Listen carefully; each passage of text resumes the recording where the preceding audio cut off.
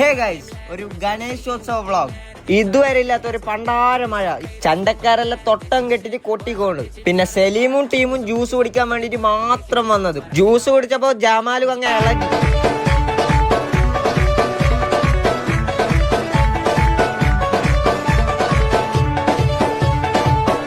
ജമാലിനെ കണ്ടിട്ട് ഗോപ്പും വന്ന് അവന്റെ ടീമിനെ വിളിച്ചോളൂ. പിന്നെ അവനും തുടങ്ങി. അങ്ങനെ ഗണപതിനിടയിൽ കടപ്പുറത്തേക്ക് എത്തിയിട്ടാകുമ്പോ തൊണ്ടന്മാരെല്ലാം വന്നിട്ട് ഇഡ്ഡലി വേണമെന്ന് ചോദിച്ചോണ്ട് കഴിച്ചു. ഇഡ്ഡലി വേണമെന്ന് 10-25 വയസ്സുണ്ട് കഴിച്ചു. വല്ല പണിക്കും പോയിക്കോട്ടെ. ഇവിടെ കടപ്പുറത്ത് വന്നിട്ട് ഇഡ്ഡലി ആയിക്കോണ്ട്. അവന്റെ ഇഡ്ഡലിയും വേണ്ട സാമാനവും വേണമെന്ന് പറഞ്ഞ് നമ്മ നേരെ പോയി ഗണപതിനെ തണ്ണി കിട്ടും. അങ്ങനെ ആടമായവന്റെ മൂഞ്ച കൊണ്ട് അടുത്ത സ്ഥലത്തേക്ക് ഞങ്ങൾ കൊടയം കൊണ്ടുപോയി കഴിച്ചു. അടുത്ത പരിപാടി പിടിക്കാൻ പോയി. ആടയും മഴ.